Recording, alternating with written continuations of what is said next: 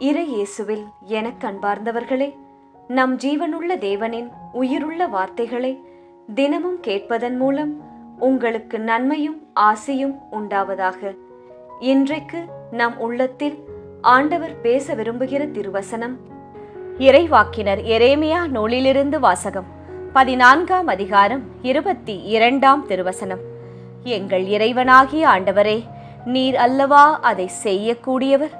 நாங்கள் உம்மையே எதிர்நோக்கி உள்ளோம், ஏனெனில் இவற்றை எல்லாம் செய்பவர் நீரே.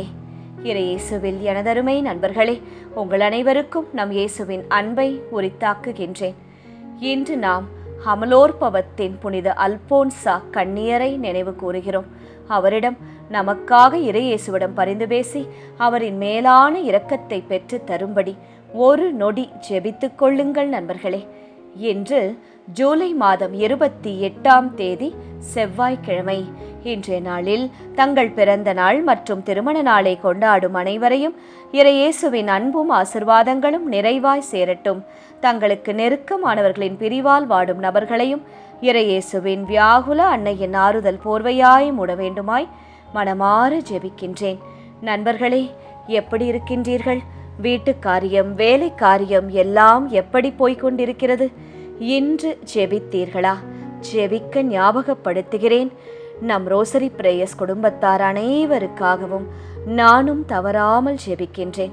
சரி நண்பர்களே, இன்று ஆண்டவர் இயேசு நம்மோடு என்ன பேச விரும்புகிறார்? எங்கள் இறைவனாகிய ஆண்டவரே, நீர் அல்லவா அதை செய்யக்கூடியவர். ஆம், அவர்தான் நம் வாழ்க்கையில் சகலத்தையும் செய்யக்கூடியவர். நண்பர்களே, நீங்கள் கடந்த காலத்தை நினைவு கூர்ந்திட முடியும், நிகழ்காலத்தை அனுபவித்து உணர முடியும். ஆனால் வருங்காலத்தை விரும்பும்படி உருவாக்கிட முடியுமா? முயற்சி செய்யலாம். அதற்கு உறுதுணையாக, பக்க துணையாக இருப்பவர் இயேசு மட்டுமே. கடந்த காலம் நமக்கு பாடங்களை கற்றுத்தருகிறது. நிகழ்காலம் இறைவன் நமக்கு தந்த அரிய வரமாகும். ஆனால் நாளை உங்கள் வாழ்க்கை இன்று நாம் இயேசுவுடன் இணைந்து எடுக்கும் விசுவாசமான முடிவுகளாலும் அன்பான செயல்களாலும் நம்பிக்கையாலும் மட்டுமே வடிவமைக்கப்படுகிறதாம். இயேசு நம் கடந்த கால தவறுகளால் நம்மை வரையறுப்பதில்லை. அவருடைய அருளில் வாழும் ஒவ்வொரு நாளும் புதிய தொடக்கமாக மாறுகிறது. இயேசுவை மையமாக வைத்து நாம் வாழும்போது நம் எதிர்காலம் நம்பிக்கையாலும் சமாதானத்தாலும் பிள்ளைகள் ஆசிர்வதிக்கத்தாலும் நிறைவாக இருக்குமாம். இதைத்தான் எரேமியா 29:11 கூறுகிறது. நான் உங்களுக்காக நினைத்திருக்கும் எண்ணங்களை நான் அறிவேன். அவை உங்களுக்கு நன்மையையும் நம்பிக்கையுள்ள எதிர்காலத்தையும் அளிக்கும் எண்ணங்களே என்று கூறுகிறார். ஆம் நண்பர்களே, நேற்றின் காயங்களால் நீங்கள் உடைந்து போய் அந்த இடத்திலேயே அமர்ந்து விடாதீர்கள். இன்றைய அருளை அதனால் வீணாக்காதீர்கள். இறைவனின் கரங்களை பற்றி கொண்டு இயேசுவோடு ஒவ்வொரு நாளும் முன்னேறுங்கள். அவர் உங்கள் நாளைய நாளை நீங்கள் நினைப்பதை விட அழகாக உருவாக்கி தருவார். சரி நண்பர்களே, இன்றைய முதல் வாசகம் என்ன சொல்லுகிறது பார்ப்போமா? கண்ணீர் வழியாக மனம் திரும்பும் மக்களை இயேசு மீண்டும் அணைத்துக் கொள்கிறார் என்று சொல்லுகிறது. இன்றைய வாசகத்தில் ஒரு கோபமுள்ள இறைவனை அல்ல, கண்ணீர் வடைக்கும் இறைவனின் இதயத்தை நாம் பார்க்கிறோம். என் கண்கள் இரவும் பகலும் கண்ணீர் சிந்தட்டும் என்று ஆண்டவர் கூறுகிறாராம். மக்கள் துன்பப்படுவதைக் கண்டு அவருடைய இதயம் உடைகிறது. ஆனால் இந்த துன்பத்திற்கு காரணம் வெறும் பஞ்சமோ போரோ அல்ல. இறைவனை விட்டு விலகிய வாழ்க்கை வாழ்ந்த இஸ்ரவேல் மக்கள் அவருடைய வார்த்தையை புறக்கணித்ததால் அவர்கள் அமைதியை இழந்தார்கள், நிம்மதியை தேடினார்கள். ஆனால் அவர்களுக்கு பதிலாக பயமே கிடைத்தது. இறுதியில் மக்கள் ஒரு பெரிய உண்மையை உணர்கிறார்கள். ஆண்டவரே, நாங்கள் தவறு செய்துவிட்டோம், உம்மை தவிர எங்களை ரட்சிக்க யாராலும் முடியாது. அந்த மனம் திரும்புதலே மீண்டும் இறைவனை நோக்கி அவர்களை திருப்புகிறது. ஒரு குழந்தை வீட்டை விட்டு கோபத்தில் வெளியேறுகிறான். ஆரம்பத்தில் சுதந்திரமாக இருக்கும் பணத்தை கொண்டு வாழ்கிறான். ஆனால் இரவு ஆனவுடன் பசி, பயம், தனிமை அவர்களை வாட்டத் தொடங்கும். அப்போதுதான் தந்தையின் தாயின் அருமை அவர்களுக்கு புரியும். தந்தை முதலில் கேட்பது ஏன் போனாய் என்பதல்ல, வந்து விட்டாயே, வீடு திரும்பி விட்டாயே, சந்தோஷம் என்றுதான். அப்படித்தான் நம் ஆண்டவராகிய இயேசுவும் நம்மிடம் பேசுவார். பல நேரங்களில் நாமும் நம் திட்டங்கள், நம் பணம், மனிதர்கள், பதவி ஆகியவற்றால் நம்பிக்கை வைக்கிறோம். அவை தோல்வி அடைந்த பிறகுதான் இயேசுவை தேடுகிறோம், ஜெபிக்கிறோம், ஜெபமாலை சொல்லுகிறோம். இன்று ஆண்டவர் இயேசு நம்மிடம் கேட்கிறார், உன் நம்பிக்கை எதில் இருக்கிறது? உலகத்தின் தற்காலிக உதவிகளிலா, அல்லது ஒருபோதும் கைவிடாத என்னிடமா? உண்மையான அமைதி, உண்மையான நம்பிக்கை, அதை நீ என் பேரில் வைத்திருக்கிறாயா, அல்லது உலகத்தின் பேரில் வைத்திருக்கிறாயா என்று கேட்கிறார். கஷ்டம் வந்தால்தான் நான் இறைவனை தேடுகிறேனா, அல்லது ஒவ்வொரு நாளும் நான் இயேசுவிடம் ஜெபிக்கிறேனா, தாய் மரியிடம் ஜெபமாலைகளை சொல்கிறேனா என்று நாம் சிந்திக்க வேண்டும். சரி நண்பர்களே, இன்றைய நற்செய்தி என்ன சொல்லுகிறது? நீ எந்த விதையாக வாழ்கிறாய் என்று கேட்கிறது. இன்றைய நற்செய்தியில் இயேசு களைகள் பற்றிய ஓமையை விளக்கத்தை தருகிறார். வயல் இந்த உலகம், நல்ல விதைகள் இறைவனுடைய மக்கள், களைகள் யார்? பிசாசின் செயல்களை பின்பற்றுபவர்கள். இந்த ஓமையின் மைய கருத்து தீர்ப்பு அல்ல நண்பர்களே, தேர்வு. It is not about the solution and the final stage, but about your selection. ஒவ்வொரு நாளும் நாம் ஒரு விதையை விதைக்கிறோம். நம் வார்த்தைகள் ஒரு விதை, நம் செயல்கள் ஒரு விதை, நம் பார்க்கும் பார்வை ஒரு விதை, நம் எண்ணங்கள் ஒரு விதை.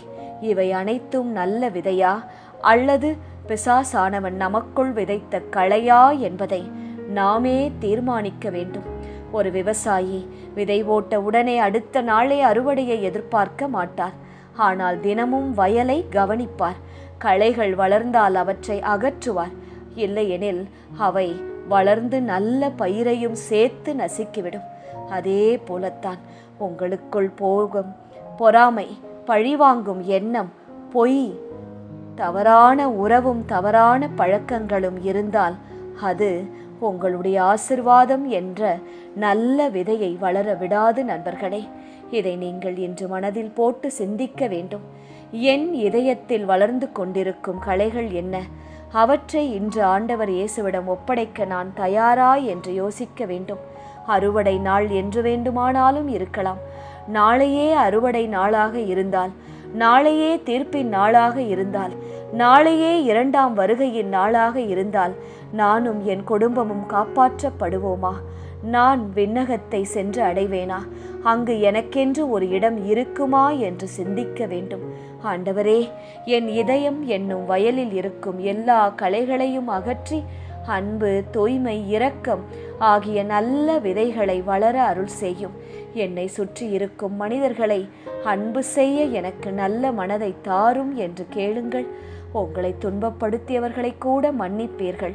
அவர்களும் நிச்சயம் மாறுவார்கள் நண்பர்களே. சரி நண்பர்களே, இன்றைய திருப்பாடல் வழி செபிக்கலாமா? ஆண்டவரே, எங்கள் பாவங்களை மன்னித்தருளும். எம் மூதாதையரின் குற்றங்களை எம் மீது சுமத்தாதேயும். உம் இரக்கம் எமக்கு விரைவில் கிடைப்பதாக. நாங்கள் மிகவும் தாழ்த்தப்பட்டு இருக்கின்றோம். எங்கள் நிலையை கண்ணோக்கி பாரும். உலகம் எங்களை அவமானமாக பார்ப்பதற்கு முன்பாக எங்கள் நிலையை உயர்த்தி கைதூக்கிவிடும். உம்மையே நாங்கள் நம்பி இருக்கிறோம். எங்கள் மீட்பராகிய இயேசுவே, உமது பெயரின் மாட்சியை முன்னிட்டு எங்களுக்கு உதவி செய்தருளும். உமது பெயரை முன்னிட்டு எங்களுக்கு நல்ல உடல் சுகத்தை தந்தருளும். எங்கள் கட்டுகளிலிருந்து, தரித்திரத்திலிருந்து எங்களை விடுவித்தருளும். எங்கள் பாவங்களையெல்லாம் மன்னித்தருளும். நல்லதொரு வாழ்க்கையை எங்களுக்கும் எங்கள் பிள்ளைகளுக்கும் தந்தருளும். சிறைப்பட்டோரின் பெருமூச்சு உம் திருமுன் வருவதாக.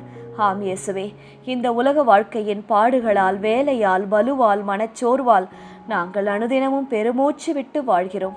அந்த பெருமூச்சை கேட்கும் உமது காதுகளும் உமது மனமும் எங்களுக்கு இறங்கும்படியாக ஜெபிக்கின்றோம். தீர்ப்பு பெற்றோரை உம் புய வலிமை காப்பதாக.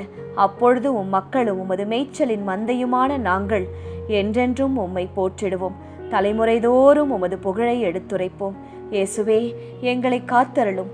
உமது புயம் எங்களை சுற்றிலும் இருந்து எங்களை காக்கும்படியாய் ஜெபிக்கின்றோம்.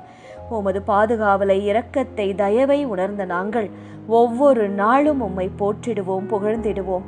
எங்கள் தலைமுறையை ஆசிர்வதித்தருளும். இன்று முழுவதும் எங்களோடு இருந்து காத்து வழிநடத்தியருளும் இயேசுவே. ஆமேன். இயேசு கிறிஸ்துவின் பெரிதான நாமத்தின் நிமித்தம் ஜெபிக்கிறோம். ஆமேன்.